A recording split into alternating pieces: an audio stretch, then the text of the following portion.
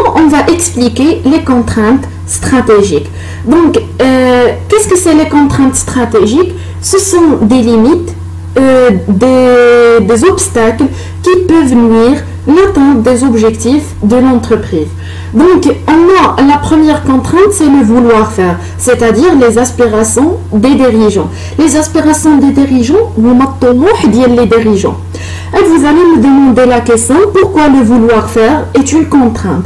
Parce que parfois, on trouve des dirigeants qui sont très ambitieux, qui veulent réaliser des objectifs très optimistes. Mais cependant, ils ne peuvent pas réaliser ces objectifs. Pourquoi?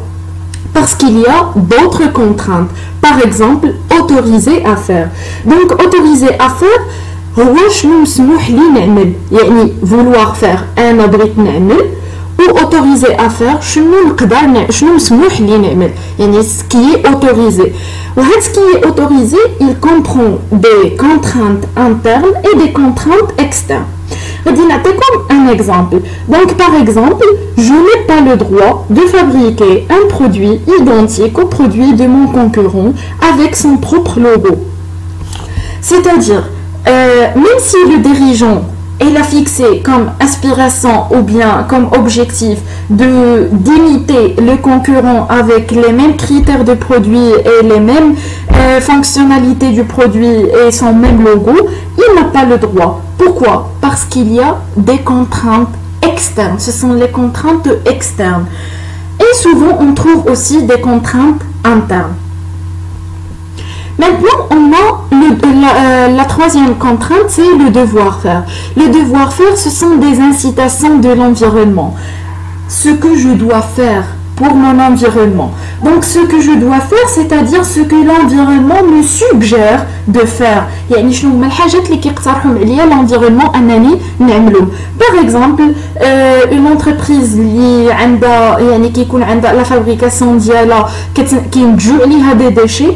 Elle n'a pas le droit de jeter ces déchets de façon عشوائية, ولكن elle doit respecter les règles d'environnement. Donc, c'est ce que je dois faire pour mon environnement. Le pouvoir faire. Le pouvoir faire, ce sont des compétences actuelles. C'est-à-dire, comme on a expliqué, je me réfère toujours au vouloir faire.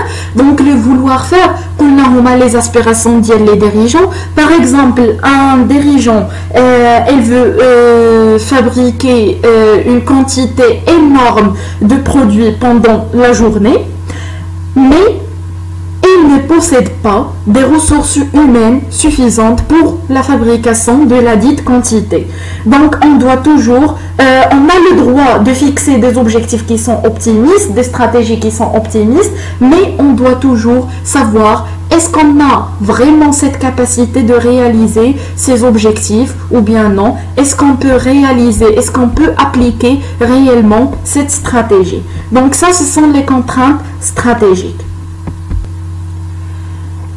Alors, la démarche stratégique, donc c'est le même principe de processus de management stratégique dont on a parlé tout à l'heure, mais qui comporte plus de détails. Donc, comme vous remarquez, on a tout d'abord l'entreprise, elle doit procéder à un diagnostic stratégique. Ce diagnostic stratégique lui permet d'analyser l'environnement, c'est-à-dire d'analyser l'environnement externe, de définir les opportunités et menaces de l'environnement externe et d'analyser l'environnement interne, c'est-à-dire les forces et les faiblesses qui se trouvent à l'intérieur de l'entreprise. Ces analyses sont pour objectif de prévoir les stratégies à élaborer.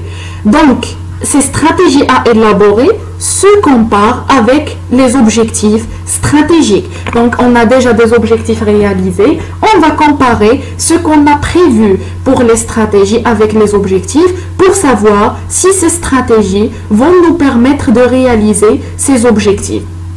Cette comparaison va aboutir ou bien doit aboutir à des décisions stratégiques. À des décisions stratégiques, donc on parle sur la mise en œuvre stratégique. Donc, ça veut dire l'application de la stratégie. On passe au plan opérationnel, c'est-à-dire au plan d'action. Donc, après avoir opérationnalisé la stratégie, on doit fixer le budget nécessaire pour l'établissement ou bien pour l'application plutôt de la stratégie et puis le contrôle. Donc,